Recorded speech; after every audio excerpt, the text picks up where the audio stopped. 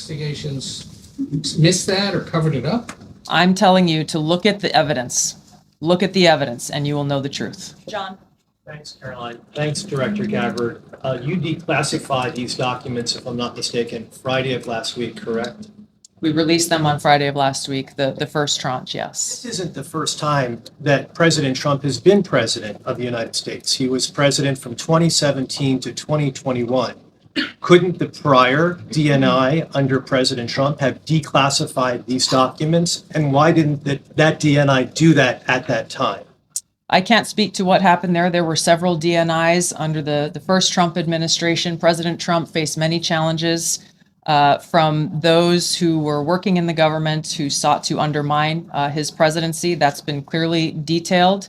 What I can speak to is the fact that this was one of the first things that we started to investigate here within this Trump administration and have released the results upon the conclusion of our investigation. And then my second question has to do with what intelligence agencies around the world have said about Russia, that they have tried to influence elections in the United States, in France, in Germany, in the UK. Do you disagree with that? Do you believe that Russia is a bad actor as it relates to trying to influence elections? I'll point back to the intelligence that President Trump has ordered declassified, that we have declassified and released, that the intelligence reflects Russia's motives were to try to sow discord and chaos within the U.S. election, which is a clear distinction from showing a preference for or against a specific candidate, which is what the Obama manufactured intelligence document alleges, that Russia preferred Donald Trump and tried to help Donald Trump get elected. Again, going back to the most important point here, with the intent to undermine the legitimacy of President Trump's election and therefore subvert the will of the American people who chose to send him to the White House. Reagan. Thanks, Director Gabbard, Reagan Race with the Daily Caller. You laid out that the documents revealed that the Obama administration did not publish a December 2016 presidential daily briefing that demonstrated that Russia did not steal the election. Trump was receiving these briefings at the time because he was president-elect. Are you of the view that that information was kept out of the briefing because then President-elect Donald Trump would have seen it? I don't have any documents that speak to exactly what the new guidance was that was given as the reason for pulling that document, which, by the way, still has never been published until we released it last week, Friday. One could assume that they didn't want President Trump to see a document that came from the intelligence community that would contradict the Russia hoax narrative that began through the Hillary Clinton campaign with the Steele dossier. One more. Maybe either for you or Caroline. The president said yesterday that Obama committed treason. Do you or the White House believe that the Supreme Court's immunity decision? Traffic Stars is the largest traffic source for direct advertisers and affiliates. Access to billions of daily ad impressions in 200 plus countries. Flex.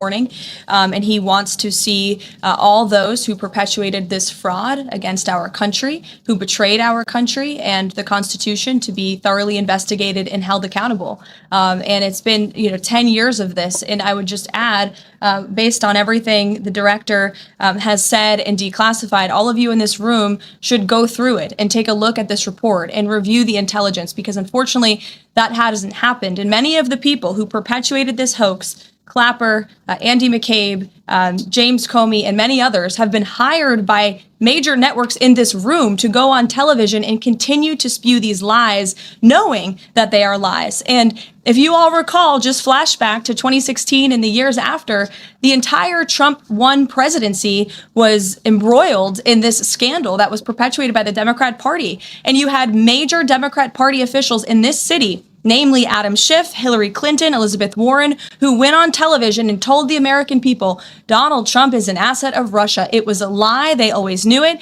Hillary Clinton herself said that President Trump would be a puppet for Putin. Senator Tim Kaine at the time called President Trump Vladimir Putin's defense lawyer. Adam Schiff stated, and one of the worst things a lawmaker can do is to tell the American people, I know something you don't know, it's just classified and I can't tell you. And that's what he said. I can tell you that the case is more than that. I can't go into the particulars, but there is more than circumstantial evidence now. And not enough people in this room, not enough journalists in this country pushed Adam Schiff to say, what are you talking about? What evidence do you have? Everybody just ran with the lies, and it led to impeachments. It led to the division of our country. Unfortunately, so many Americans, from listening to outlets in this room, believed in these lies. And it's a complete scam, and it's a scandal, and the president wants to see accountability for that. Phil. Thank you. Question for Director Gabbard.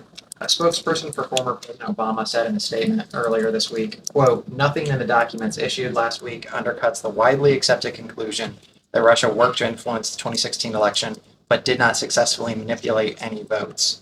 How do you respond to critics like former President Obama and also others on the Hill who say that the administration is conflating apples and oranges here, conflating allegations of actual hacking of voter machines and allegations of interference generally? I think Okay, so here's the breakdown. Chair Grassley is kind of setting the stage. Senator Whitehouse, questioner, comes in strong. First, he pushes Patel on whether there was ever a court order stopping him from talking about his own grand jury testimony. Turns out, nope.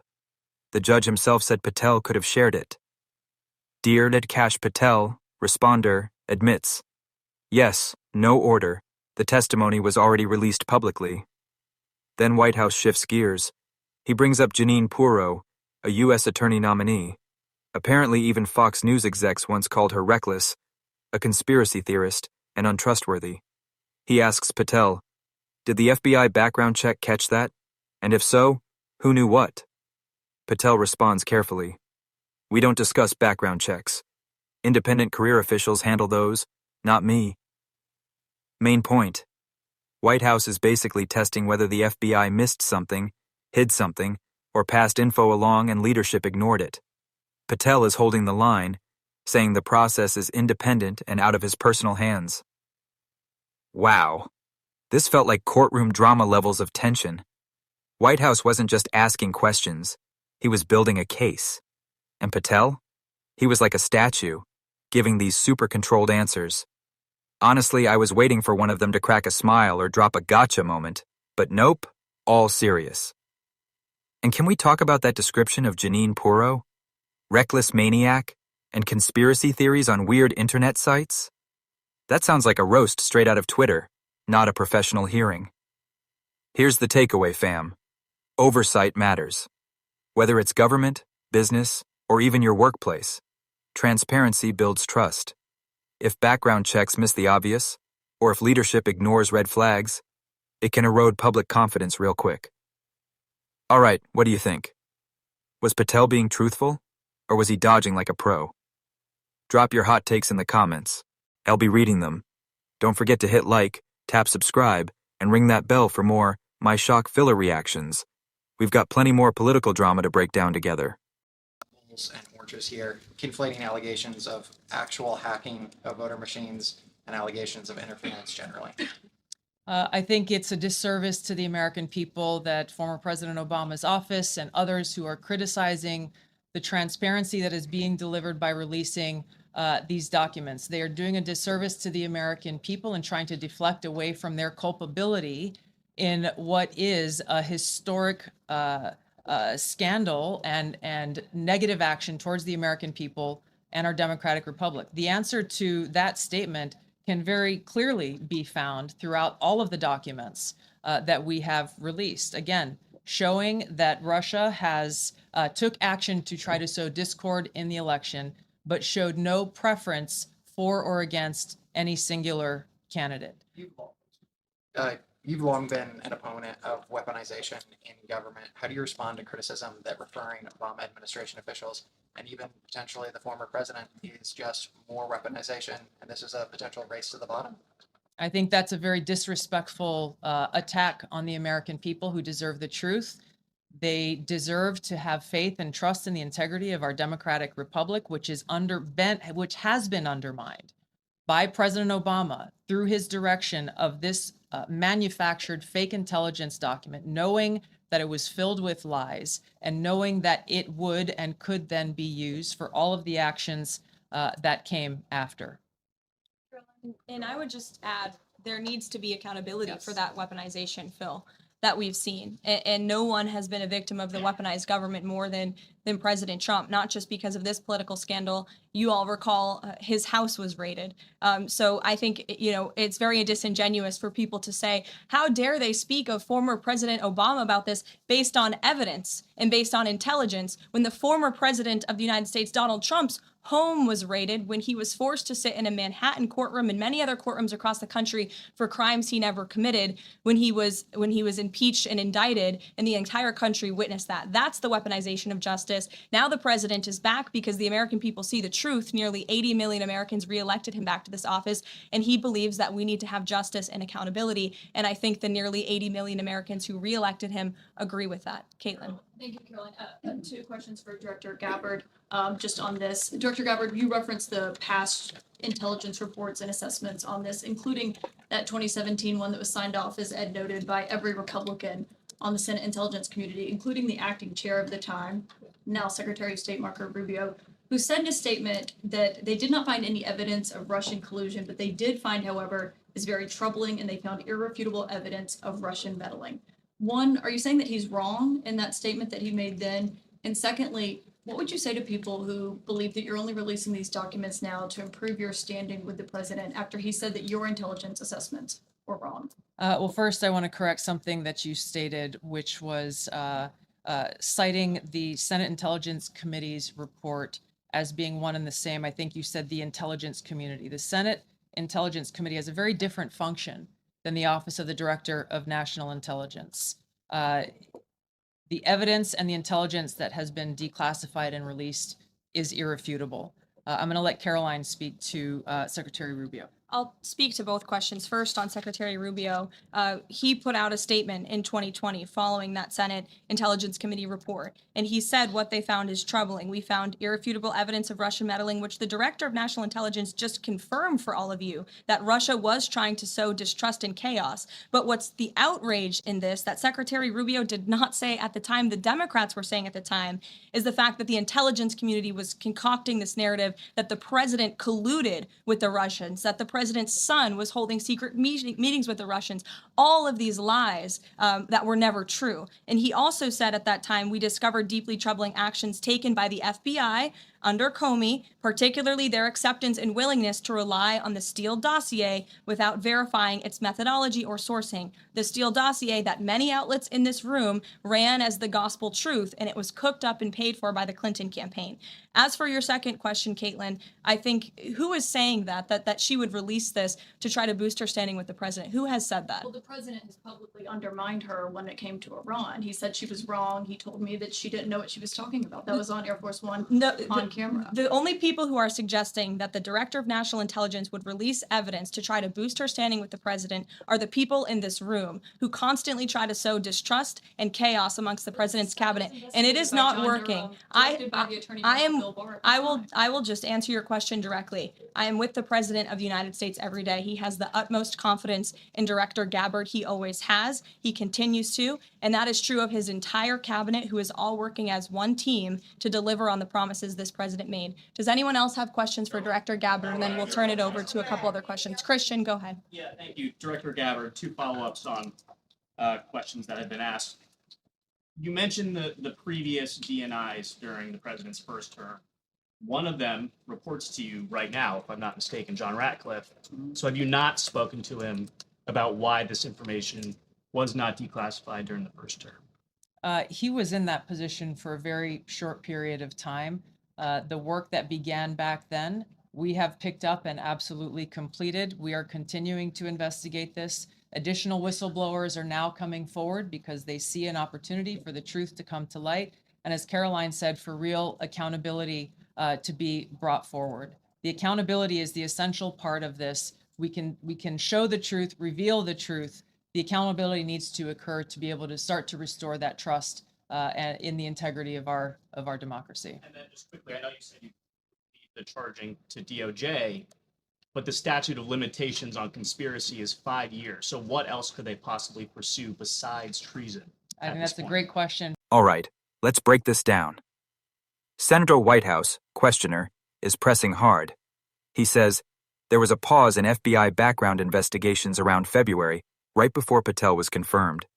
An allegation even claims this pause could have been used to scrub or remove negative info.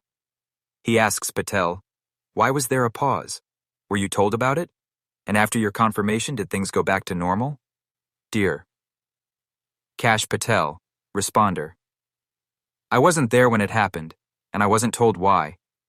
Background checks are handled by HR and career staff, not me. White House pushes again. Really? Nobody explained this pause to you? Patel sticks to, I leave it to HR, I don't recall. Then White House raises a more explosive point. Apparently, during internal reviews, agents were allegedly asked whether they voted for Kamala Harris in 2024. He asks Patel, since when is that a proper question for the FBI? Patel, I don't know the allegation you're referring to.